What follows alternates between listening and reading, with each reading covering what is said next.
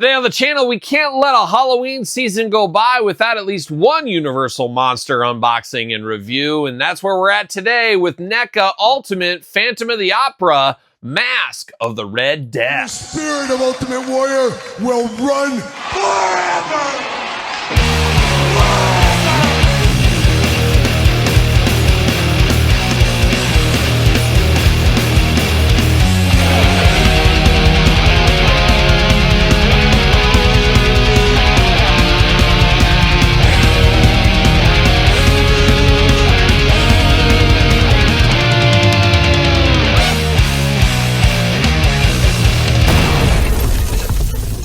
Welcome everyone, Kyle here, and welcome back to the channel for another NECA Ultimate Universal Monsters unboxing and review. And today on the channel, we're back at it with a Phantom of the Opera Mask of the Red Death edition. But for all your Phantom of the Opera needs and a whole lot more, make sure you're hitting up Entertainment Earth. Use the link in the description down below. Support the channel. You get all that. You know how we're going to do this review. We're going to take a look at the packaging. We're going to talk about it. We're going to unbox it. We're going to talk about it.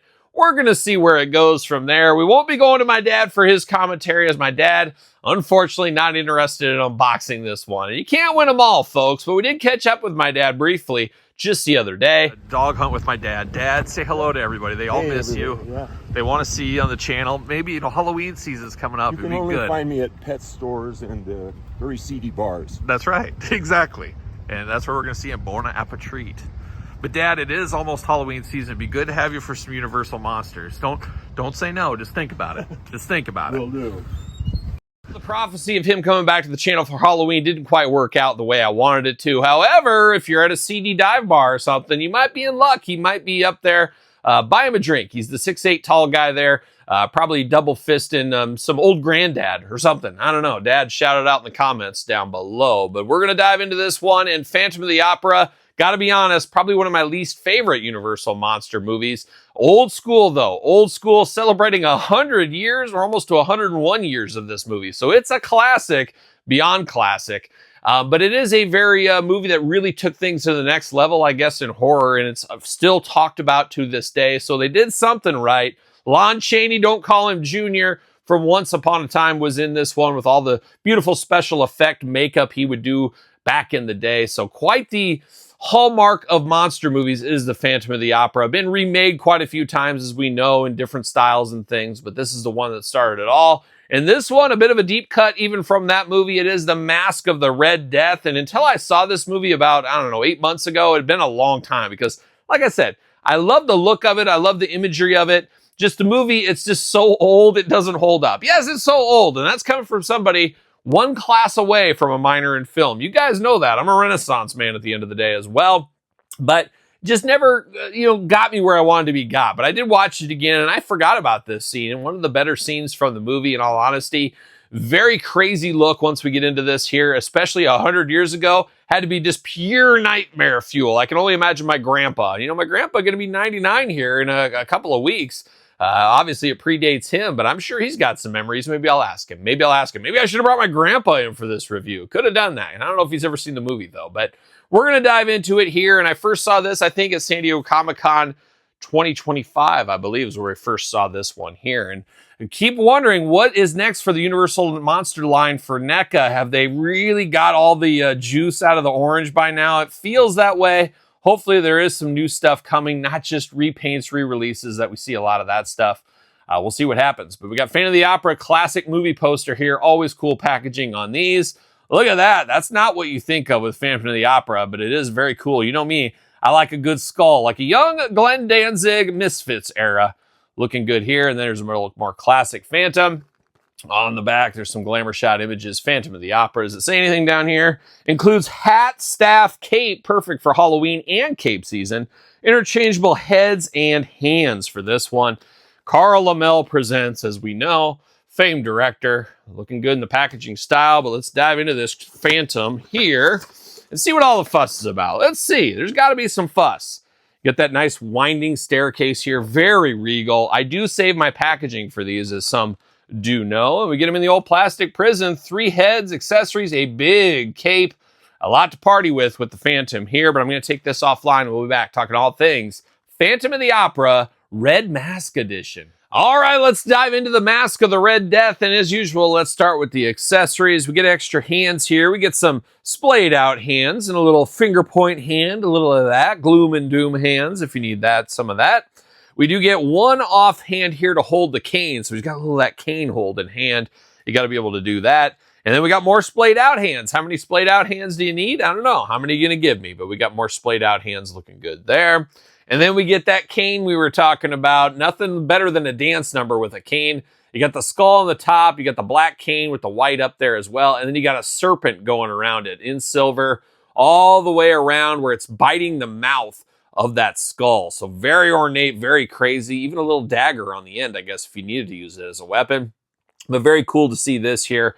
Nice walking cane, nice fighting cane, nice going out to a nice party cane. That's what that is. Now, we do get a beautiful soft goods cape. Once again, it is cape season, and this could be the winner of cape season 2025 here. You got a wired cape. You got sequins all the way down here. Nice red fabric, very good quality. And then you got the hard plastic topper here to hold everything together. So that is a big, big cape, big whimsical cape as well. But I'm here for it. If we're going to celebrate cape season, we got to do it in style. And you got all those shiny rhinestones, like a young rhinestone cowboy. Looks like something out of the Porter Wagner collection. But I don't know if Porter ever wore a cape. He was more of those nudie suits. Man, I need one of those. That's what I need. But now we're going to dive into the Phantom of the Opera Mask of the Red Death edition. And it looks like we'll start with his hat here. So very crazy hat. I mean, this guy looks like a pirate, a buccaneer, a Three Musketeer, something like that, as he's got all kinds of crazy stuff. And we'll get into it all, but let's start with the hat. You got the black hat with like the feather boa wrapped in there in plastic, hard plastic. And I think this works better than if it was like soft, feathery. That just wouldn't work very well, I don't think. We'd be floating all over the place. But very cool, very ornate once again. And then you dive into the head sculpt here. I guess you start with the old buccaneer bandana over the top. Like a young swashbuckler is what it looks like to me. Long bandana here in red that would make one Raphael Teenage Mutant Ninja Turtles blush, as that's how good it is. And then you get the crazy skeleton face, but it looks like he's a happy skeleton. He's got like loving eyes, which you don't say that a lot for a skeleton. And then you got like a big Cheshire grin going there. You get a very skeleton, bluish gray bone tone, we'll call it with this one. But it does look good, and this is the one you're going to have to use. If you're only buying one of these, now, I'll play that long game. If I can find this at a Ross or something on clearance, I will get a second version of this one for the different heads. But all day long, you got to go with the one that brought you to the dance. That's this one out of the package. It's so different. Absolutely love the looks of that there. Very cool. Once you get that cape on there, chef's kiss, no doubt about it. But looking good in the head sculpt department here. Even a little bit of regular nose showing through as well through the mask. But then we get two extra heads here of Lon Chaney, more classic Phantom. And I'm pretty sure these are reused from the last Phantom figure we got. We got the long open mouth, going like that. You know, he's shocked. They ripped the mask off him and he's shocked that everybody sees him. He's got a hairdo. Man, that's a hairdo. That's a look if there ever was one. Totally bald with kind of flattened up over the top. That's hard times. Male pattern baldness undefeated, unless you go to Turkey and get a hair transplant or something. But man, oh man, quite the face, quite the head, quite the character, no doubt. Now the second head, it's the shifty eyes. It's the old Todd McFarlane here. He's got the side eye going on. Got the big horseshoe in the back once again. Got those grungy teeth. You know, if you're living in the caverns and hiding in the opera, you probably don't have a toothbrush or toothpaste. And guess what? It shows. It shows. There it is. But very cool. Got the side eye right there on that one. So a very fun figure, but as cool as those heads are, we've seen them before. We used them before possibly. It's all about this new one here for me personally. But now diving into the outfit here. Once again, looks like a Three Musketeer or a court jester or something like that. You got that bright red, of course, mask of the Red Death is what we got. So we got all red all over the place. Got the hands poking through there. You got the splayed out hands on this one. Very puffy, very pirate-like throughout on here. Looking very good. Even a little satchel down here. He can store his stuff in if he needs to. And then he's got these leotards, tights. What do you call them down here? Making his legs look really skinny in that classic red color. And then you got some boots out here that don't look like they'd be too far away from like an elf or a gnome or something. Some interesting feet down here in the boot department. Now his arms going all the way around for us. Looks like single jointed elbows on this one. Very tight joints, a little bit of side to side. He can wave you, hey, everybody, it's me. Got some of that there. Now, no waist articulation, really. A little bit of movement, but nothing to write home about. Head back and forth, no real up and down. So a little limited in the articulation, but once again, he isn't Spider-Man. You do get a little bit of splits there for the Phantom. Not working on his DDPY, I don't think, in the old Opera House. Leg goes up for the kick to the nuts. He can get you real good right there. Hook it with that shoe. Oh, hard times, hard times. Ooh, very tight in the knee department. Always dangerous with these NECA figures. You just never know what you get yourself into.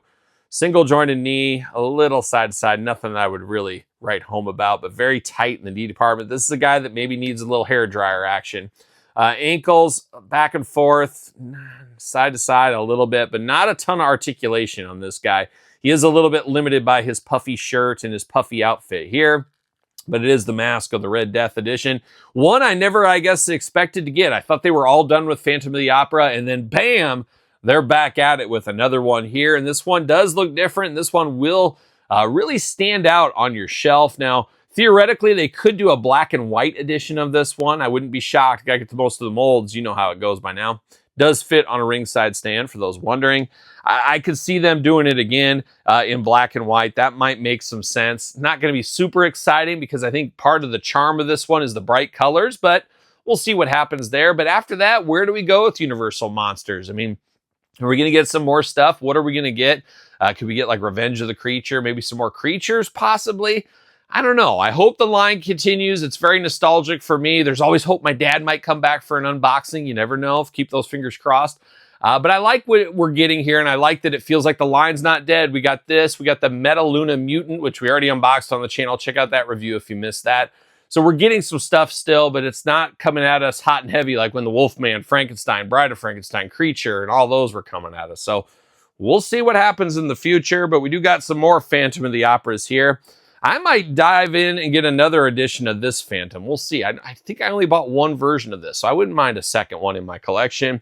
And then I do have this one, the glow-in-the-dark Phantom, which was New York Comic-Con exclusive, San Diego Comic-Con exclusive. It gets confusing after a while. But we've had a few Phantoms, possibly maybe one more in the books. We'll see what happens here in the near future with NECA. But there it is, Phantom of the Opera, Mask of the Red Death edition. Any thoughts out there for you guys on this one?